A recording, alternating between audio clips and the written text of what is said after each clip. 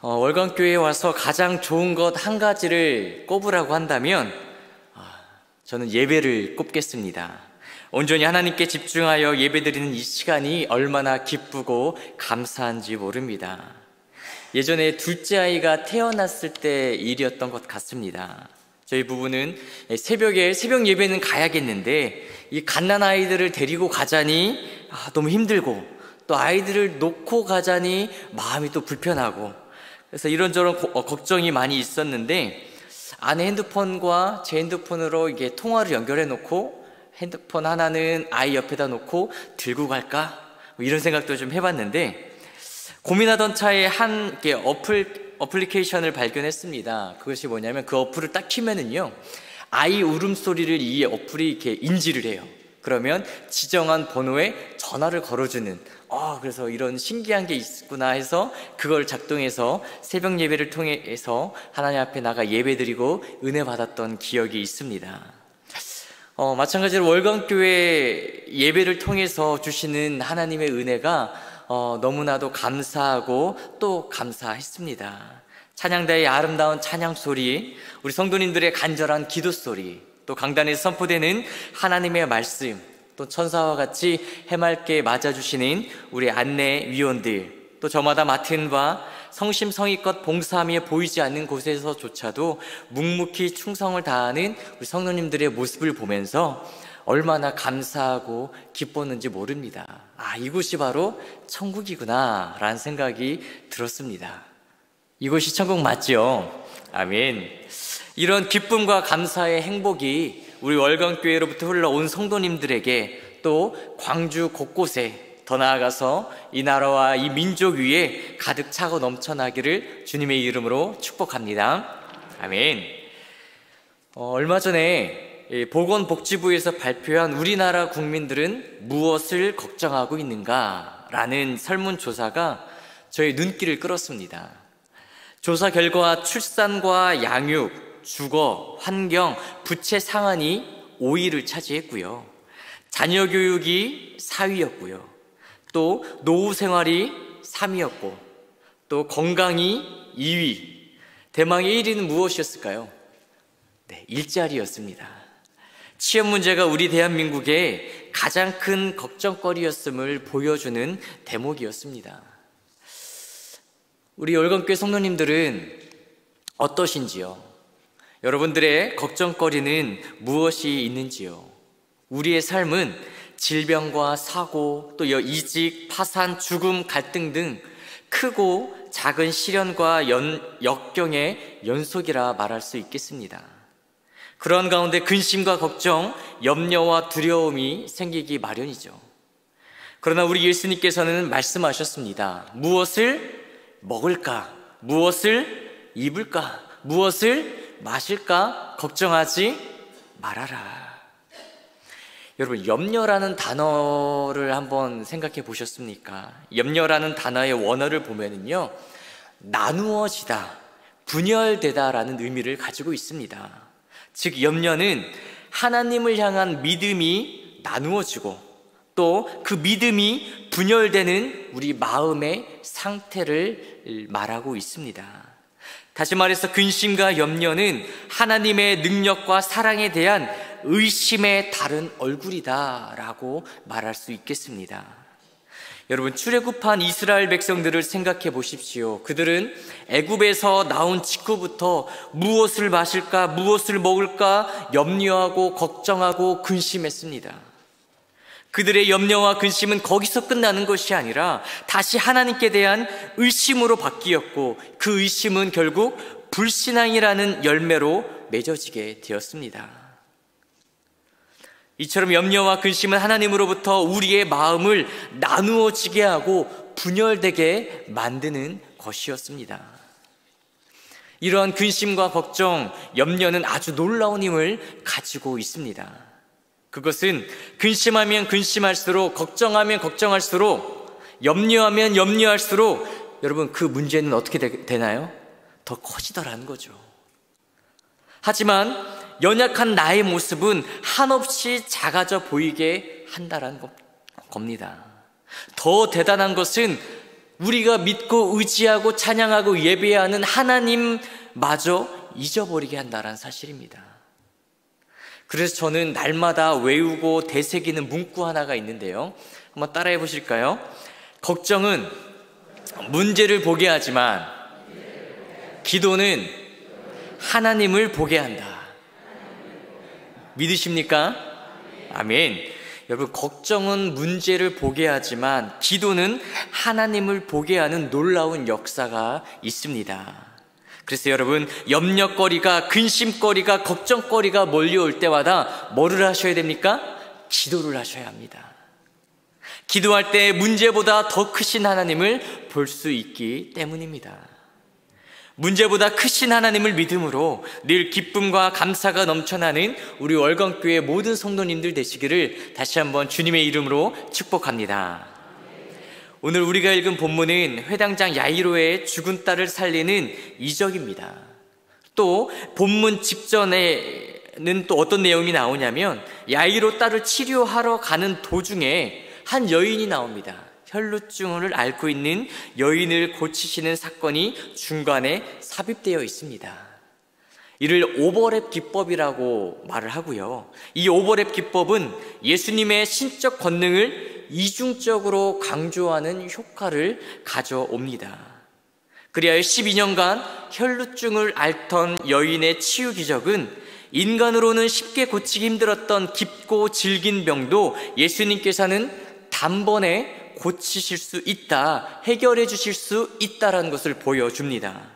여기 이어진 야이로 딸이 살아나는 기적은 예수님은 질병뿐 아니라 인간의 가장 궁극적인 문제인 죽음까지도 완벽하게 해결할 수 있는 분이심을 우리들에게 말씀해 주고 있는 것입니다. 두 기사가 모두 믿음과 그 믿음을 통한 구원이라는 신학적 주제를 반복하면서 우리에게 강조하고 있는 거예요. 그래서 여러분, 성경을 읽을 때에 밑줄 그으셔야 될 부분이 바로 2번 이상 반복되는 단어, 2번 이상 반복되고 있는 어떤 내용이 나온다면 거기에 뭔가 강조점이 있다는 거예요. 거기에 뭔가 하나님께서 지금 나에게, 우리에게 말씀해주고 싶은 포인트가 거기에 담겨져 있다는 사실입니다. 본문은 예수님께서 말씀하고 있을 때에 회당장의 집에서 온 사람들이 끼어들며 야이로에게 하는 말로 시작하죠. 35절 말씀 우리 함께 읽어보도록 하겠습니다. 시작. 아직 예수께서 말씀하실 때에 회당장의 집에서 사람들이 와서 회당장에게 이르되 당신의 딸이 죽었나이다. 어찌하여 선생을 더 괴롭게 하나이까? 아멘. 무슨 의미입니까? 당신의 딸이 죽었으니 더 이상 예수님을 괴롭게 하지 마십시오. 더 이상 예수님을 힘들게 하지 마십시오. 예수님의 수고를 끼치게 하지 않게 하려고 하는 의도가 담겨져 있는 거죠. 얼핏 보면 이런 태도는요, 윤리적 관점에서 보면 매우 예절 바른 행위인 것 같아요. 예수님을 더 이상 힘들게 하지 않기 위해서, 예수님을 더 이상 헛걸음하지 않기 위해서 빨리 이 사실을 알려주는 거잖아요. 하지만 이 구절을 통하여 당시 사람들이 예수님을 어떻게 인식하고 어떻게 바라보고 있었는지를 우리들은 알 수가 있습니다. 사람들은요, 예수님이 환자를 낫게 해주시는 분이라는 것 정도는 알고 믿었던 겁니다. 그러므로 혈루증을 앓았던 여인도 야이로도 예수님 앞으로 나왔던 것 아니겠습니까? 그러나 야이로에게 그의 딸의 죽음을 알리러 온 사람들은 예수가 죽은 자라도 살리실 수 있는 하나님의 아들이라는 것을 알았을까요? 몰랐을까요? 몰랐던 거죠. 몰랐기 때문에 이 딸이 죽었으니까 더 이상 헛걸음하지 마십시오 라고 말한 거 아니겠습니까? 딸의 소식을 들은 야이로 또한 마찬가지였습니다. 그리고 야이로는 더 이상 어찌할 수 없다라는 생각에 깊은 절망과 두려움에 빠져버렸지요. 어쩌면 그는 혈루증 여인이 방해자의 역할을 해서 예수님이 가시는 그 길이 지체되었고 그로 인해 병든 딸아이가 죽었다라고 혈루증 걸렸던 여인을 원망하고 있었을지도 모르겠습니다. 야이로가 지금 절망하고 두려움에 빠진 이유가 무엇일까요? 딸아이의 죽음입니까? 혈루증 걸린 여인의 방해였습니까? 그의 두려움은 예수님은 아픈 사람을 치료해 줄 수는 있어도 죽은 자를 살릴 수는 없을 것이라는 예수님에 대한 몰이해와 무지로 인한 것이었습니다. 이는 그들의 호칭 사용을 통해서도 여실히 드러납니다. 그들은 예수님을 뭐라고 불렀죠? 선생님이라고 불렀습니다. 원어를 보면 디다스칼로스라고 표현을 합니다. 이것은 단지 유대 사회에서 흔히 볼 수 있는 율법을 가르치는 평범한 랍비나 율법 교사를 가리키는 단어가 바로 이 디다스칼로스였던 것입니다. 만약 이들이 예수님이 만물의 주인이요 하나님의 아들이심을 깨달았다면 디다스칼로스가 아니라 퀴리오스라고 불렀어야 돼요. 만물의 주인이 되시는 예수님의 본질적 면모를 나타내는 호칭이 바로 퀴리오스였기 때문입니다. 여러분들 간절히 기도할 때 무엇라 외치십니까? 우리 예수님을 가리켜서 뭐라고 외치시나요? 주여라고 외치지 않겠습니까? 혹시 저는 선생님이라고 외치는 분 계십니까?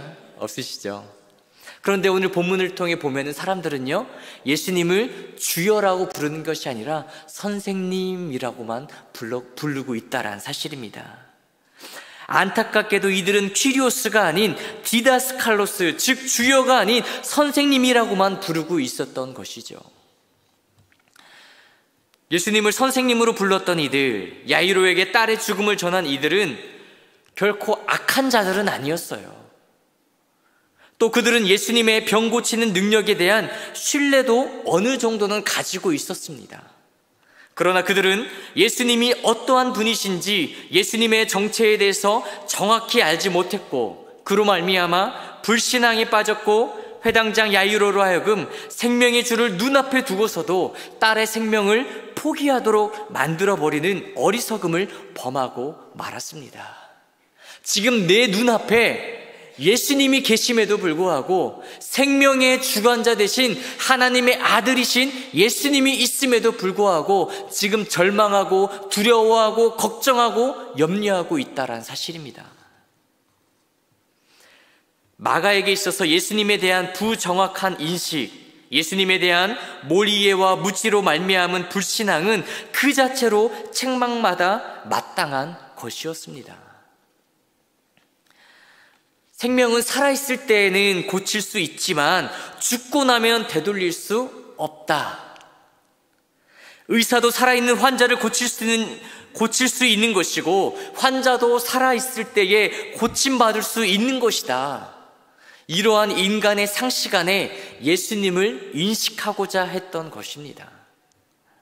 다시 말해서 예수님을 의사 정도로만 인식했지 하나님이시라는 사실을 알지 못하며 더 이상 예수님은 딸을 고칠 수도 살릴 수도 없다라는 생각에 그들은 절망하며 두려움에 빠지게 돼버린 것입니다.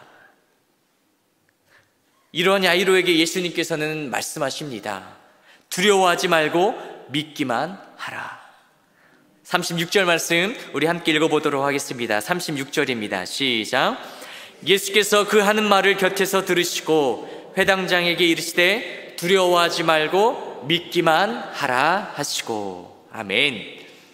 여러분, 이는 인간의 상식, 즉 죽은 자는 더 이상 고칠 수 없다라는 인간의 상식으로 나를 인식하지 말고 이제 나를 하나님의 아들 예수 그리스도라는 것을 믿으라는 말씀 아니겠습니까? 할렐루야. 이 본문의 이적 사건은요, 마태복음과 누가복음에도 기록되어 있는데 마가복음의 기록이 가장 자세하게 기록되어 있음을 우리들은 볼 수가 있습니다. 마태복음에는 두려워하지 말고 믿기만 하라 라는 이 말 자체가 기록되어 있지 않고요, 이것은 마가의 강조점이 바로 믿음에 있다라는 거예요. 믿음을 강조하고 또 강조하고 싶었던 것입니다. 즉 마가에게 있어서 믿음은 예수님이 계시지 않음으로 인한 그 빈 공간, 그것을 능히 채우고도 남는 것이었습니다. 지금 당장 내 앞에, 내 옆에 예수님이 없어도 예수님을 향한 믿음만 있다면 그 어떤 것도 문제가 되지 않음을 마가는 우리에게 말해주고 싶었던 것입니다.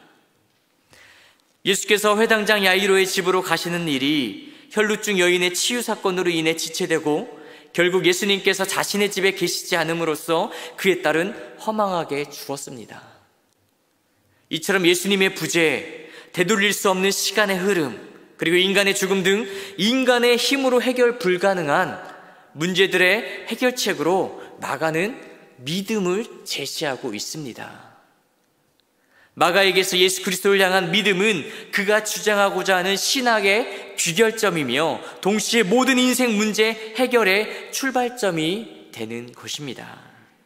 그렇기 때문에 마가는 당시 로마의 엄청난 박해에 직면해 있던 로마 교회 성도들에게 당면했던 그 환난을 믿음으로 극복하도록 독려하기 위해서 이 마가복음을 썼던 것입니다.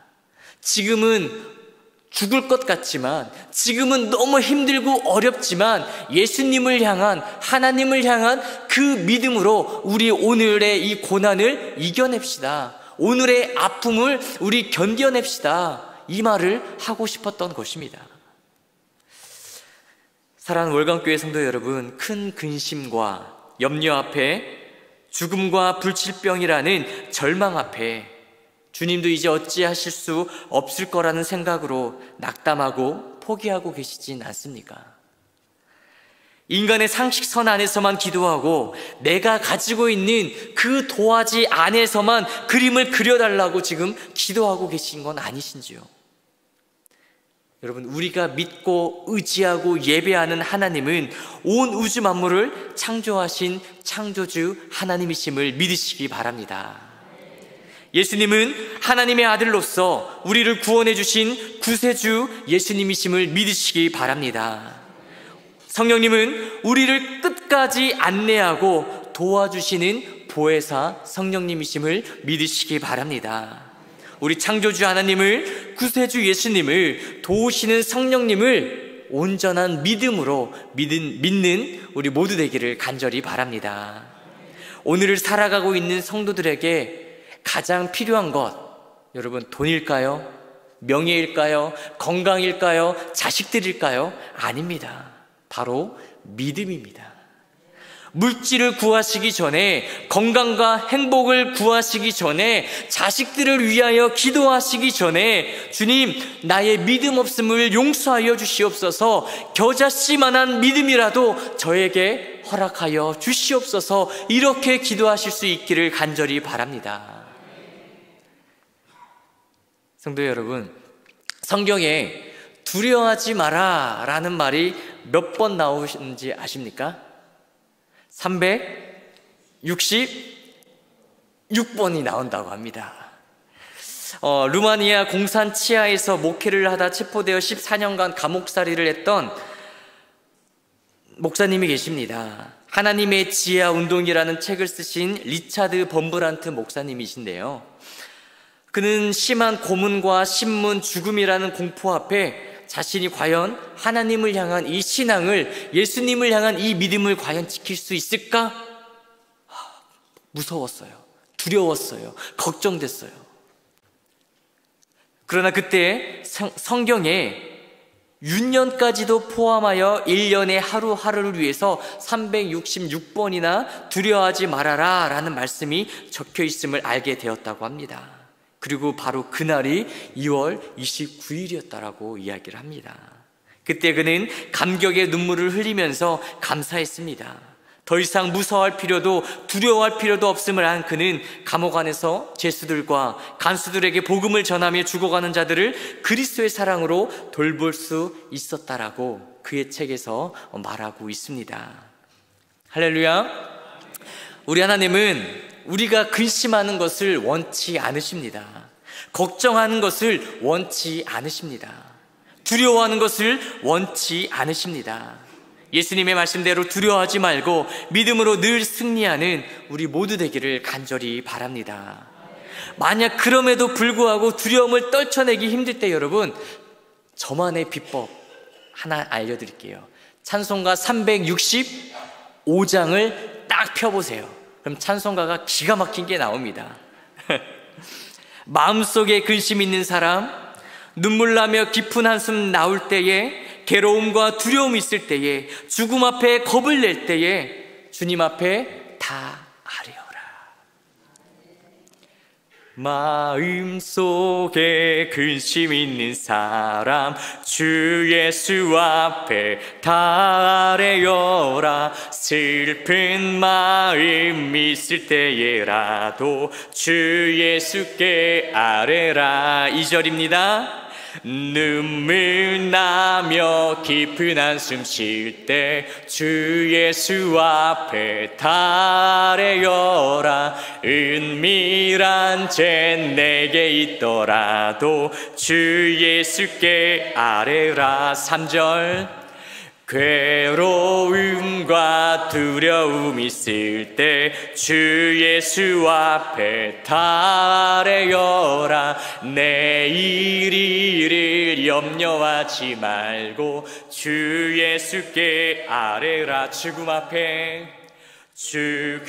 앞에 겁을 내는 자여 주 예수 앞에 다 아뢰어라. 하늘나라 바라보는 자여 주 예수께 아뢰라. 주 예수 앞에 다 아뢰어라. 주리의 친구니 무엇이나 근심하지 말고 주 예수께 아뢰라. 할렐루야. 365일 두려워하지 말고 하나님을 믿고 기도와 찬양으로 늘 승리하는 우리 월건교회 모든 성도님들 되시기를 주님의 이름으로 축복합니다. 아멘. 39절을 보면은 주님을 떠들고 우는 자들을 향하여 이 아이가 죽은 것이 아니라 잔다라고 말씀합니다. 이러한 주님의 말씀에 대해 주변 사람들은 비웃었습니다. 여기서 우리는 동일한 현상을 놓고 주님과 사람들이 얼마나 다르게 바라보는가를 다시 한번 분명하게 확인할 수 있습니다. 여러분, 주님께서 착각하신 걸까요? 혹자는 이러한 주님의 표현 때문에 그 소녀는 죽은 것이 아니라 잠깐 기절한 것은 아닌가? 라고 의문을 제기하기도 했습니다. 그러나 과연 그럴까요? 아니죠. 왜냐하면 주님께서는 죽은 지 이미 나흘이나 되어 부패하기 시작해 냄새가 나는 나사로에 대해서도 잔다라고 말씀하신 적이 있기 때문입니다. 예수님의 표현은 신성을 지니신 하나님의 아들로서 바라보는 인간의 죽음을 정확히 표현한 것입니다. 혹자는 좋은 일이 생기면 운이 좋다, 안 좋은 일이 생기면 재수가 없다라고 말을 합니다. 여러분도 그렇게 말씀하십니까? 여러분들은 주변에서 일어나고 있는 다양한 현상들을 어떻게 바라보고 계시는지요? 밤새 그물질을 했지만 단 한 마리도 물고기를 잡지 못했던 베드로가 있습니다. 베드로가 무엇이라 생각했을까요? 아, 오늘 종쳤네. 아, 오늘은 진짜 재수가 없는 날이네 라고 생각하며 근심하고 걱정하고 두려움에 빠져 있지 않았을까요? 그런 그에게 예수님께서 오셔서 배 우편에 그물을 던지라고 말씀하셨습니다. 여러분, 여러분들이라면 어떻게 하셨겠습니까? 예수님보다 제가 더 잘 알아요. 아무것도 모르시면서 잠자코나 계셔요. 제가 밤새 던져봤습니다. 왼쪽에도 던져보고 오른쪽에도 던져보고 저쪽에도 던져보고 다 던져봤는데 단 한 마리도 잡히지 않았습니다. 오늘은 끝입니다 라고 생각하지 않았겠습니까? 그러나 베드로는 자신의 경험과 지식을 내려놓고 예수님의 말씀에 순종함으로 그물을 던졌습니다. 그러자 몇 마리의 물고기가 올라왔나요? 153마리의 물고기가 올라왔습니다. 기적이 일어났습니다. 할렐루야, 아멘. 그런데 여러분, 기적은 이미 일어나고 있었다라는 사실입니다. 올해 예수님께서 오시기 전부터 이미 베드로에게는 기적이 일어나고 있었다라는 사실이에요. 단지 베드로가 알지 못했을 뿐이고요, 보지 못했을 뿐입니다. 자, 디베랴 호수에 있던 수많은 물고기들이 밤새도록 베드로의 그물을 피해 요리조리 다니는 모습을 한번 떠올려 보시기 바랍니다. 베드로가 이쪽에 우편에 그물을 던지면 하나님께서는 물고기들에게 뭐라고 말씀하셨을까요? 야, 왼쪽이야! 저 베드로가 왼쪽에다 그물을 던지면 하나님께서 물고기에게 뭐라고 말씀하셨을까요? 야, 이번엔 오른쪽이야! 앞쪽에 던지면 뒤쪽으로, 뒤쪽에 던지면 앞쪽으로. 물고기들이 이리저리 베드로의 그물을 피해서 밤새도록 피해 다니는 그 모습 한번 떠올려 보셨나요? 저는 베드로가 153마리의 물고기를 잡았다라는 것보다 밤새도록 물고기들이 베드로의 그물을 피해 도망 다녔다라는 이 사실, 단 한 마리의 물고기도 베드로의 그물에 잡히지 않았다라는 이 사실이 더 놀랍고 더 큰 기적이라고 봅니다. 제가 17년도에 이스라엘 성지순례에 갔을 때에 디베랴 호수, 즉 갈릴리 바다에 간 적이 있는데요. 호수임에도 불구하고 바다라고 불리는 이유가 있더라고요. 매우 컸습니다. 끝이 보이지 않더라고요. 그런데 그곳에는요 20여 종의 물고기들이 아주 많이 살고 있다라고 합니다. 여러분, 물고기가 많은 곳에서 많이 잡힌 것이 대단한 것입니까? 물고기가 많은 데에서 한 마리도 못 잡은 것이 더 대단한 것입니까? 후자겠죠. 사랑하는 성도 여러분, 단 한 마리의 물고기가 잡히지 않는다라고 해서 낙심하고 낙담하며 눈물 흘리고 계시진 않습니까? 베드로처럼 하나님, 밤새도록 그물을 던졌지만, 내가 열심히 노력했지만, 열심히 공부했지만, 열심히 일했지만 단 한 마리의 물고기도 내 손에 들어오지 않습니다. 하나님, 너무 힘듭니다. 하나님, 죽을 것 같습니다. 하나님, 괴롭습니다. 이렇게 가슴을 치며 울며 절망하고 있는 우리들의 모습 아니겠습니까? 그러나 한 마리의 물고기가 잡히지 않았어도 지금 내 삶 가운데에 기적이 일어나고 있음을 믿으시기 바랍니다. 그 기적을 볼 수 있는 믿음의 눈을 소유하시기를 간절히 바랍니다. 여러분, 이제는 보이는 것에 흔들리지 마시고 보이지 않는 것까지도 볼 수 있는 믿음의 눈을 달라고 기도하시기 바랍니다. 그럼에도 불구하고 믿지 않는 자들은 존재하더라고요. 믿지 않는 자들은 예수님께서 행하시는 이적을 볼 자격이 없습니다. 40절을 보니 예수님께서는 자신의 말을 믿지 않고 비웃던 자들을 모두 내보내셨습니다. 아니, 내어 보내진 정도가 아니라 내쫓긴 것입니다. 거룩한 것을 개에게 주거나 진주를 돼지 앞에 놓을 수는 없는 일이기 때문입니다. 그들은 거룩한 것의 가치를 알지 못하고 오히려 발로 밟고 찢어 상하게 할 것이기 때문이죠. 불신자들이 간혹 우리에게 이렇게 질문합니다.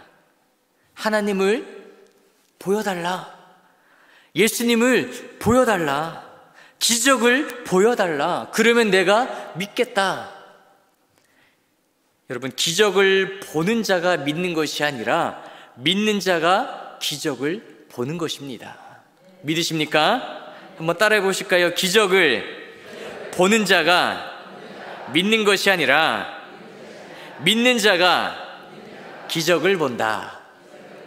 믿으시기 바랍니다. 여러분, 하나님께 기적을 보여달라고 하지 마시고 믿음을 달라고 기도하셔야 됩니다. 하나님, 하나님의 일하심을 볼 수 있는 그 믿음의 눈을 달라고 기도하셔야 됩니다. 그럴 때 비로소 놀라운 기적을 체험하게 될 줄 믿습니다. 결국 예수님께서는 야이로의 딸을 살리셨습니다. 야이로의 딸이 살아나고 혈루증 앓던 여인이 나음을 받았을 때 공통점이 한 가지 있는데요, 그것은 바로 예수님과의 접촉이 있었다라는 거죠. 혈루증 앓던 여인은 예수님의 옷자락을 만졌고 야이로의 딸은 무의식 중에 예수님께서 먼저 그의 손을 잡아주셨습니다. 혈루증 앓던 여인은 스스로의 힘으로, 야이로에 따른 무의식 중에 예수님께서 먼저 잡아주셨다라는 차이는 있지만 구원은 개인의 믿음과 하나님의 은총임을 알게 해주시기 위함입니다. 중요한 것은 그 구원이 누구와의 접촉을 통해 누구의 권세로부터 나오느냐입니다. 바로 예수님과의 접촉을 통해 하나님의 권세로부터 나옴을 기억하시기 바랍니다. 이것을 누구보다 잘 알고 있는 존재가 있으니 누굴까요? 사단입니다. 그래서 우리들과 예수님과의 접촉을 어떻게든 사단은 방해를 합니다. 교묘한 술수로 우리의 생각과 마음을 현혹시켜 예수님을 바라보지 못하게 합니다. 주님의 음성을 듣지 못하게 합니다. 그분의 뜻을 깨닫지 못하게 합니다. 더욱이 과학과 문명이 발달할수록 예수님과의 접촉 시간이 줄어들고 있는 안타까운 현실이죠. 핸드폰이, 컴퓨터가, SNS가 발전하면서 하나님과 예수님과 접촉을 해야 되는데 온라인상에서 컴퓨터와 다른 사람들과 접촉하고 있는 오늘날의 안타까운 현실이죠. 바빠서라는 단어를 변명의 수단으로 활용을 합니다. 하나님, 바빠서 오늘 기도는 패스할게요. 바빠서 오늘 예배는 한 번만 빠질게요. 바빠서 올해 봉사는 못할 것 같습니다. 올해 한 해만 목사님 봐주세요. 바쁘다라는 핑계로 주님과의 접촉 시간을 줄이고 있진 않은지 돌이켜 보시기 바랍니다. 여러분, 바쁠수록 어떻게 해야 되나요? 바쁠수록 기도하셔야 되고요. 바쁠수록 예배하셔야 되고요. 바쁠수록 전도하셔야 되고요. 바쁠수록 봉사하셔야 됩니다. 바쁠수록 주님과 가까이, 바쁠수록 주의 손을 꼭 붙잡고 나아가시는 우리 월광교회 성도님들 되시기를 간절히 바랍니다. 예수님께서 야이로의 딸을 살리실 때 말씀하셨죠. 함께 외쳐볼까요? 달리다굼. 뭐라고요? 달리다굼. 뜻은요, 소녀야 일어나라. 이 단어는 아침에 아이를 깨울 때 어머니가 사용하는 단어입니다. 고등학교 3학년인 이 아이가 아침 7시가 됐는데 학교 등교 시간이 있는데 일어나지 않아요. 철웅아, 빨리 일어나야지, 밥 먹고 학교 가야지 라고 쓸 때 썼던 단어가 바로 뭐라고요? 달리다굼이라는 겁니다. 누가는 달리다굼 이 단어를 생략한 채 아이야 일어나라 라고만 기록했고요. 마태는 예수의 말씀은 1절 생략하고 예수께서 소녀의 손을 잡으신 사실만을 보도한 반면에 마가는요, 내가 내게 말하노니 라는 말까지 곁들여 자세하게 묘사하고 있습니다. 평범하게 보이는 예수님의 말씀이 능력의 말씀이요 신적 권위를 강조하기 위한 것입니다. 그리하여 예수님의 말씀을 믿으면 이러한 놀라운 역사가 일어난다는 것을 마가는 우리에게 말해주고 싶었던 겁니다. 여러분, 이처럼 예수님의 말씀은 능력이 있습니다. 그러므로 우리는 예수님의 말씀의 능력을 힘입어 선포해야 합니다. 연약한 내 육체 위에, 연약한 우리들의 심령 위에 우리를 넘어뜨리기 위하여 호시탐탐 노리는 악한 사단 세력 위에 외치시기 바랍니다. 뭐라고요? 나사렛 예수 이름으로 명하노니 마귀 사탄은 떠나갈지어다. 할렐루야.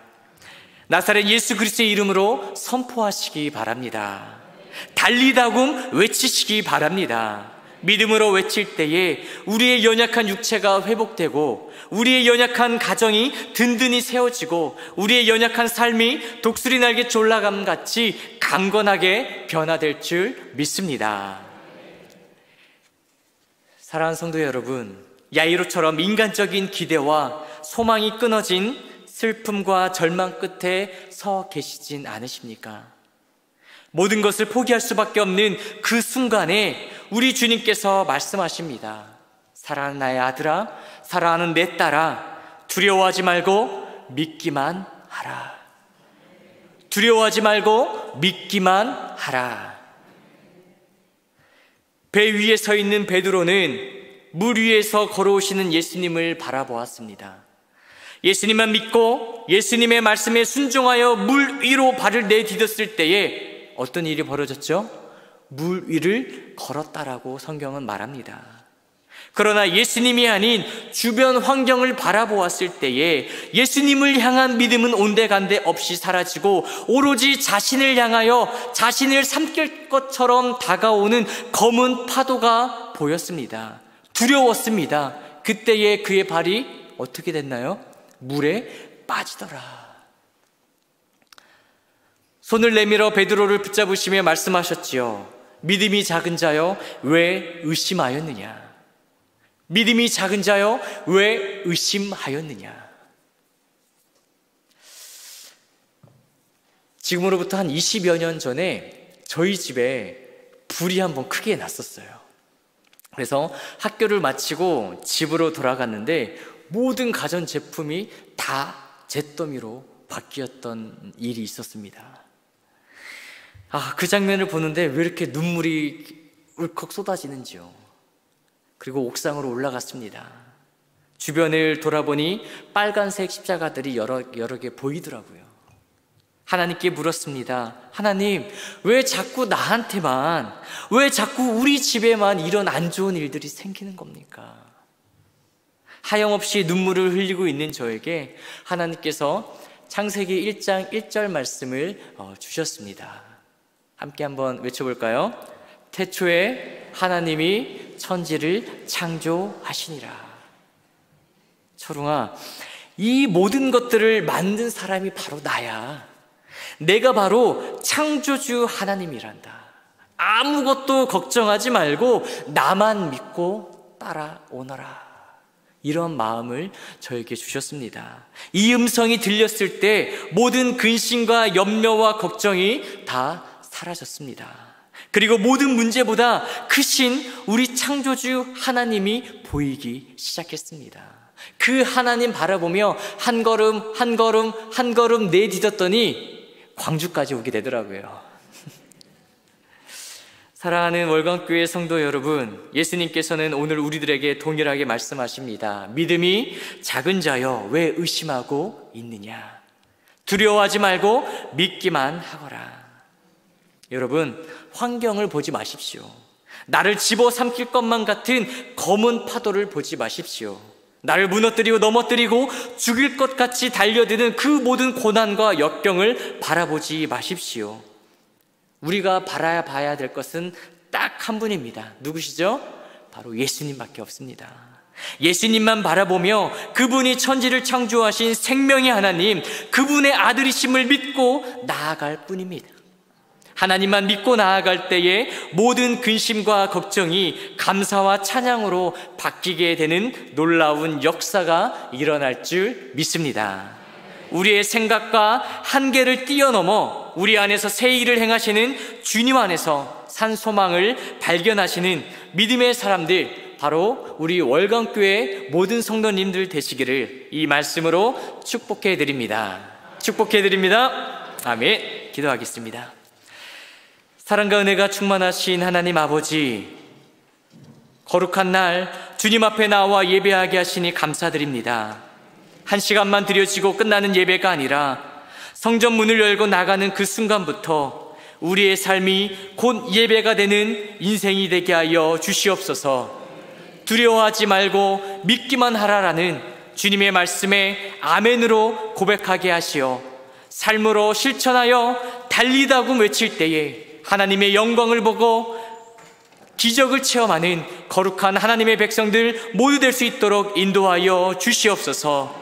이 시간 주님 앞에 귀한 예물을 드린 손길이 있습니다. 이 예물을 통하여 하나님의 나라와 하나님의 교회가 반석 위에 든든히 세워지게 하여 주시고 복음이 땅끝까지 이르는데 사용되게 하여 주시옵소서. 드린 손길 위에 30배, 60배, 100배로 채워지게 하시며 더 많은 감사와 더 큰 감사로 하나님께 올려드리는 귀한 손길 되게 하여 주시옵소서. 감사드리오며 거룩하신 예수 그리스도의 이름으로 간절히 기도드리옵나이다. 아멘.